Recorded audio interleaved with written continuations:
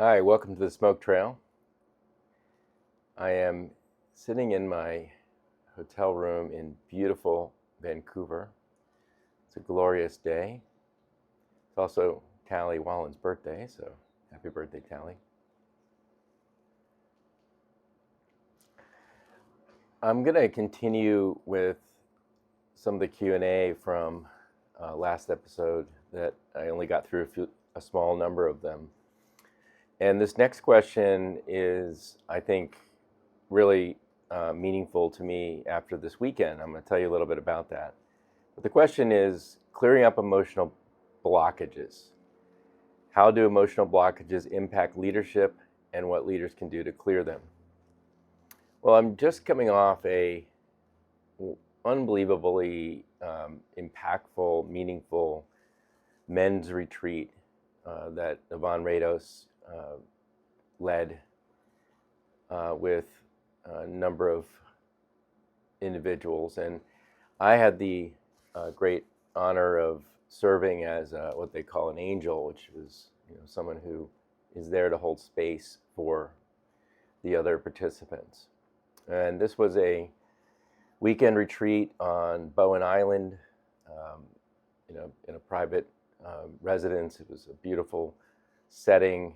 We had some rain, but it was like a lush forest surrounding this house, and then the sun came out at different times, and it was really magical. And I think what I saw happen and what I experienced firsthand really speaks to this question about clearing up emotional blockages.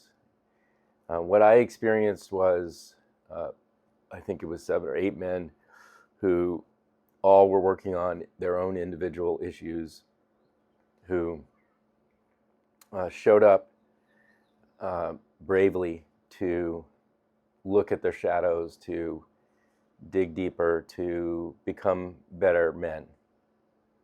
And what I would say is the first step to clearing up emotional blockages is being willing to face them and know what they are. So step 1 is like, okay, I know there's something and I need to address it.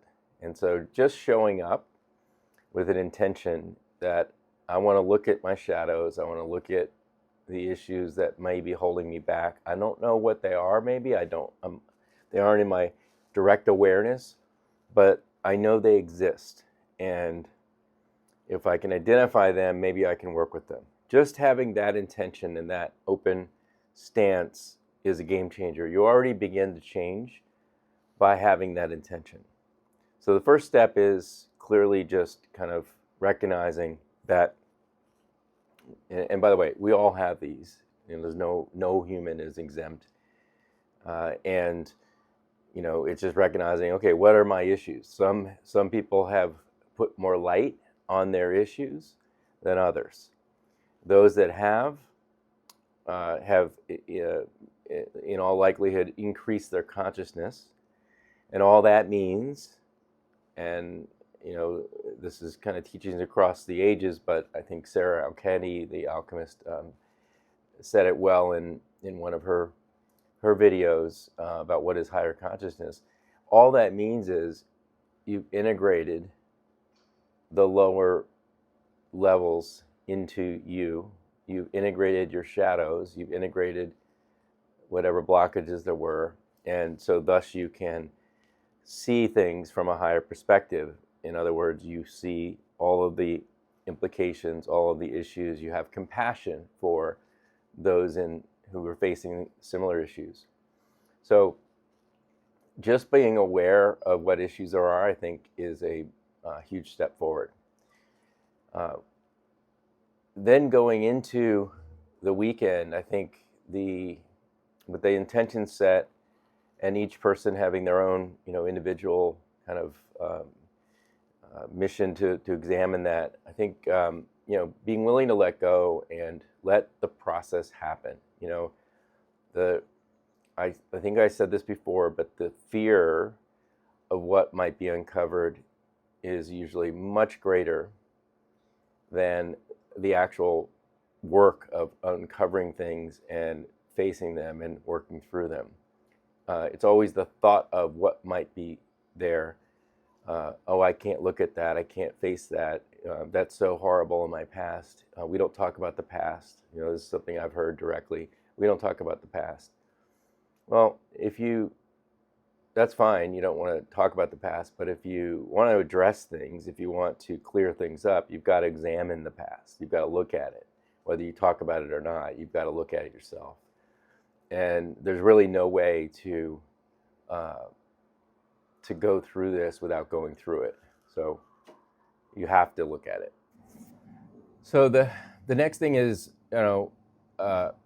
surfacing them. And I should point out that, and we had this conversation with our group toward the end of the session when everybody's kind of like integration session and talking about what they learn and stuff. And there's absolutely a bunch of modalities and ways to clear blockages without having to necessarily touch the specific circumstances of what it was. These are energetic hairballs that are stuck inside. They're things that are incomplete situations, good or bad, that you're going to keep repeating until we resolve them. And so clearing them can happen in a number of ways, one of which is, and maybe the easiest, is just to clear the actual energy, to actually just clear it out. And another way is to actually examine it, to understand it, to go through it. That's definitely a more arduous process. But sometimes it's important. Sometimes it's important for the understanding to get clarity in the ego mind, what happened, so that you have some different contextualization of the circumstance. Sometimes it's simply let the energy clear. So those are both accessible. I think there's a good argument that some of both is useful and productive. And the other thing that I experienced, which was very powerful, is in my own meditation on my own healing. So we're always healing ourselves and we're healing each other. And in my own meditation on my own healing, I had a powerful experience of recognizing my healing, recognizing the process I've gone through, and consciously sharing that experience, that energy, with the group. And I could feel that it was helping the healing process of others in the room. And this was noticed by some people, which was great, because I thought that was happening, and then having some confirmation was really cool. But this goes back to my conversation with Liv in one of the earlier episodes, where she made the point that we are the medicine, humans are the medicine for each other. And now I have a different understanding of what she meant by that. I think as we heal ourselves, as we clear these blockages, we're doing it for each other. We're doing it for the collective. And when we hold space for others, because we have the capacity to, because our consciousness has expanded and we're able to see the bigger picture, recontextualize things, then we are helping in the process of healing each other. Now, healing is always, clearing these things is always, at the end of the day, up to the individual. It starts with intent, starts with what you want, and then it's the willingness to process, to let go, and then to transcend these things. But all these things can be very helpful, and others who heal around us accelerate our ability to heal. So I think it's a really powerful thing. I can get into some of the more specifics of ways to do it, maybe at a future thing. I'd be interested in seeing what people want to hear. I'm going to go to another question. this one is, it's tied to this, setting intentions in leadership. What roles does intentionality play in leadership, and how can leaders align with their higher purpose? Okay, well, I just talked about intentionality in clearing your emotional blockages, and I think intentionality is the way we unlock all of our potential in our entire lives. So when it comes to leadership, being intentional is everything. What do you stand for? What do you intend to do? So you may have a goal in mind. You may have a objective with your business or in your organization that you are trying to achieve. But what is your intention with your actions and how you show up and how you hold space? That makes all the difference in the world.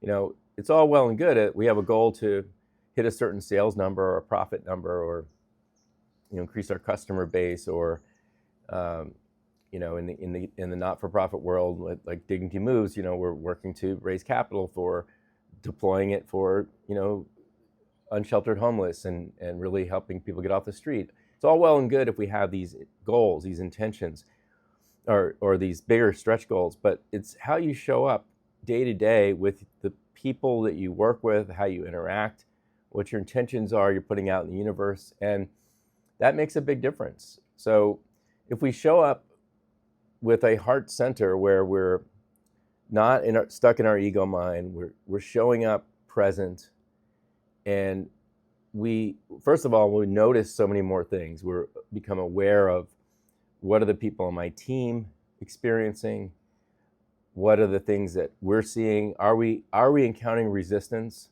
or is there signals that I'm missing that I would be missing if I didn't show up with this heart-centered intentionality? And I think the aha here is by going in differently, by going in with your ego mind, with one's ego mind, as I've done this, where you go in like, we're going to hit this goal no matter what gets in your way, just get through it. It's a complete, like, force it. We're going to make this happen. While I appreciate that can-do attitude, I also recognize now that you miss signals, you miss things that, okay, there may be things that the universe is telling us that we need to be aware of that would enable us to actually exceed that goal if we paid attention. But if we go into it like Katie bar the door, like just like bull in a china shop, we're just gonna, whatever gets in our way, we're gonna get through it. You are creating a situation where resistance is gonna come in every direction, and we're not gonna be aware of it. So it's like an awareness thing. So going with your intention, like, yes, we want to achieve this goal together, and my intention is to do it conscientiously, to be aware of what's happening, and to bring, really to bring caring, to bring love to the situation. And that means understanding where the resistance are coming, understanding if my team is having troubles, what those troubles are, what issues are popping up. And by keeping that open stance, we're going to be so much more powerful and so much more able to get to what is meant to happen, whatever that is, whether it's the goal or it's something else. And we're going to be in a incredibly empowering position in terms of our people, in terms of getting them to reach their potential, because they know that the leader is showing up and is present and has that capacity. And by knowing that gives them comfort to go, okay, I can think for myself. I can figure out this. Oh, okay, I'm running into this issue. How do I solve it? Or how do I ask for help to solve it? So those are kind of different pieces of that puzzle of setting intentions from a leadership perspective that I think could be helpful. Okay, I'm going to skip down to another one. This is staying present under stress. How can I stay present during high stress situations like important meetings or conflicts with team members, customers or investors. This is a good one. And I think Yvonne shared a breathing exercise meditation with the attendees. In any given moment, if we can take a moment to separate our reaction from whatever the stimulus is, the confrontation, the angry customer, or the upset team member, or the whatever it is, the stressful moment. It's only stressful because we feel like we're under some kind of time pressure. And the reality is we control that pressure completely if we choose to. So I think one of the best techniques is to simply take a moment and take 3 deep breaths.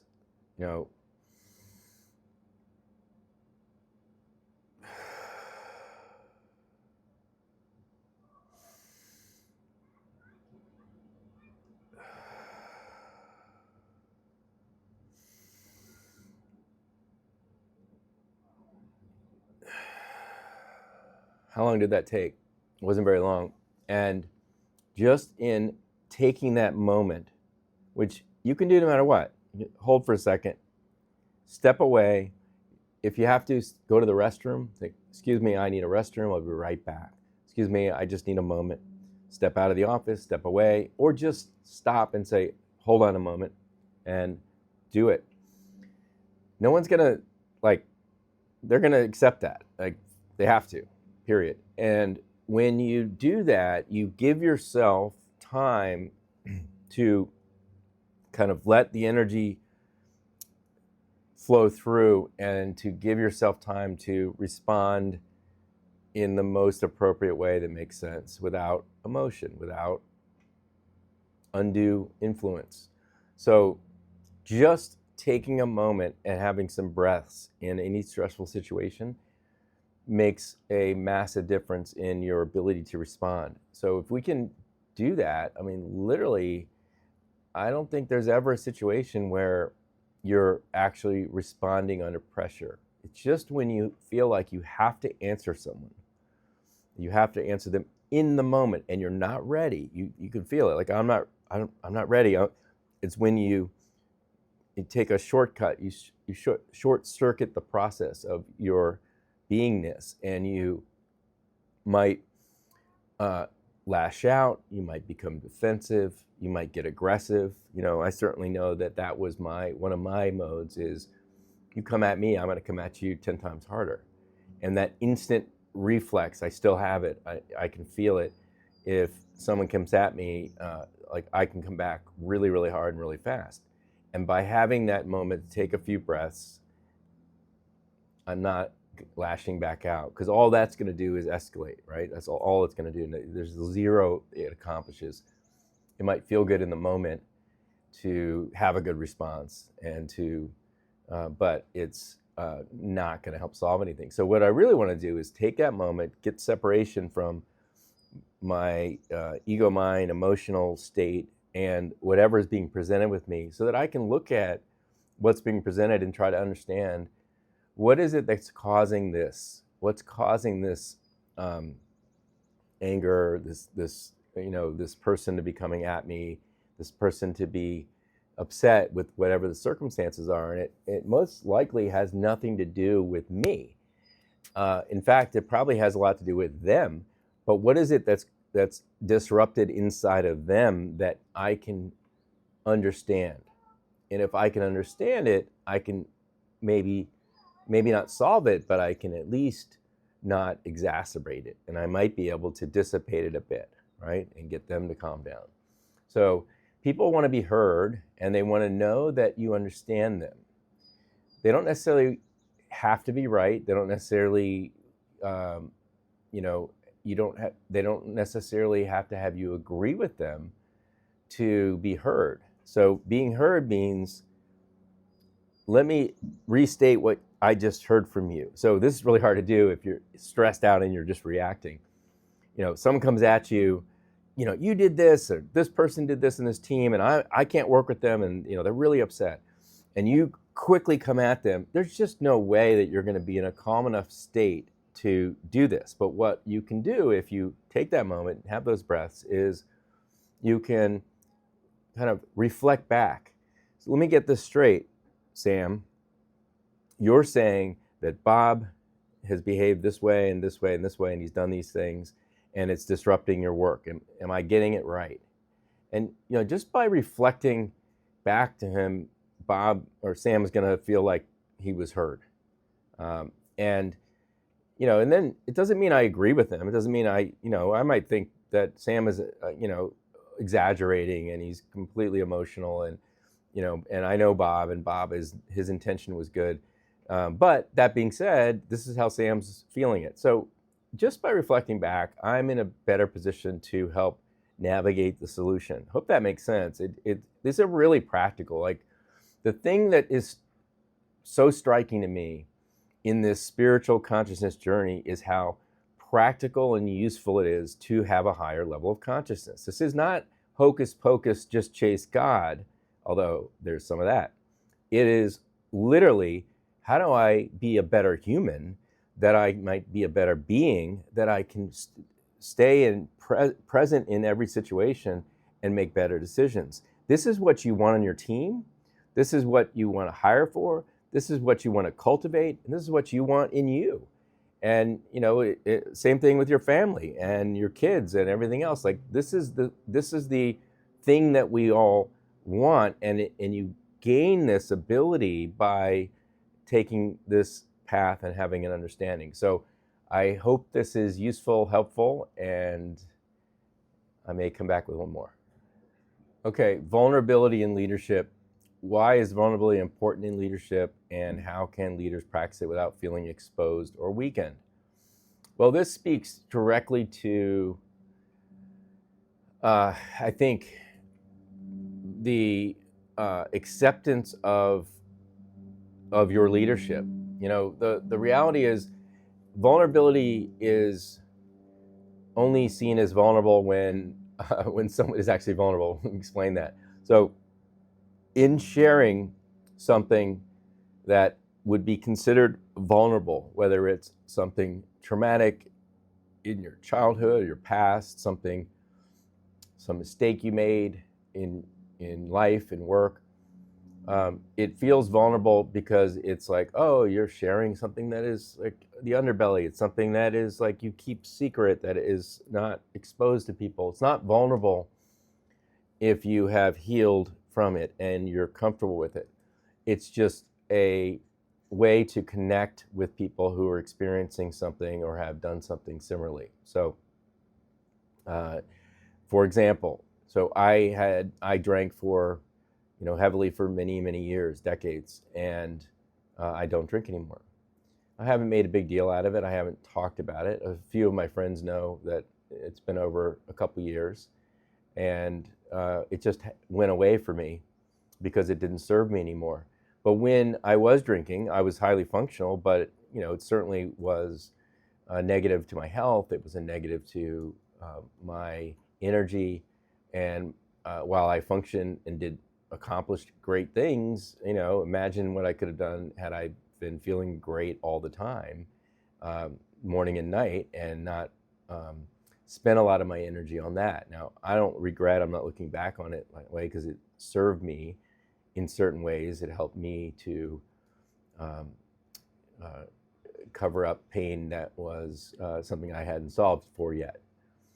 But now that I've done it, now that I'm clear and I've solved for that pain, I have no need for it. It wasn't useful for me, so I stopped. But it doesn't mean I don't understand it. I can rest assured, I'm pretty sure I've drunk more than all of my listeners, and it will take you a long time to ever catch up. I don't recommend it.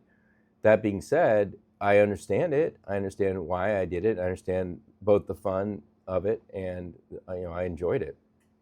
So I can share that, and it's not me being vulnerable. It's me just sharing. And hopefully that speaks to some of you in a way that makes sense. I can do the same thing for lots of situations that I have experienced directly and have moved beyond them, or even if it's something that maybe I haven't moved beyond entirely, for whatever reason, but I can experience it and relate. By being able to hold space for someone, by being able to show, quote, vulnerability, you are able to relate to them, and your compassion for their situation is based on reality, not something you read about or you think about. It's something that you know, and by knowing it, we are in a position to literally hold space for that person and that situation, and drop judgment. Now, it doesn't mean there aren't consequences to people's actions, because anything we do, think, or feel has consequences. But I don't need to have judgment over you about what you've done. There's consequences, and most of those consequences are from the universe. But so if there's something that someone has done that has made a big mistake, that's harmed someone else, there's consequences. There's things that happen as a result of what they've done, and if I did it, what I've done, that I have to face. And so being compassionate is not letting someone out of something, but it is dropping judgment. And so it's not for me to judge your path. It's not for me to judge my employee's path. I can give guidance. I can reflect back on them, help them see what kinds of consequences may happen as a result of certain actions, and help them see that, here's some other ideas, maybe, open up their lens to other options than the action that they've been taking that probably is not for the best, not for the greatest good. And that's part of teaching, that's part of holding space, part of helping others. That being said, the reality is, it's not necessarily for me to judge. And so by sharing vulnerability, I'm giving them permission to open up and to have a frank conversation. If someone does that, they're able to receive much more information, much more ability to help. Their resistance drops. So I think that's really where I'm going with this. The resistance to productive feedback drops when you as a leader can be vulnerable and share your vulnerabilities, because if you're vulnerable, their resistance drops a bit, they become open, and then they're teachable. They're able to receive better information, and that's powerful. And that's really what we're here for, for each other. And certainly as leaders, we're in a position to influence so many others in positive ways. But if you don't help them reduce their resistance, you're going to be much less effective. And part of reducing resistance is sharing vulnerability. Okay, that's it for my Q&A for today. And please send me questions or topics you'd like me to talk about. And I hope you have a beautiful week with love and kindness from the Smoke Trail. I'll see you next time.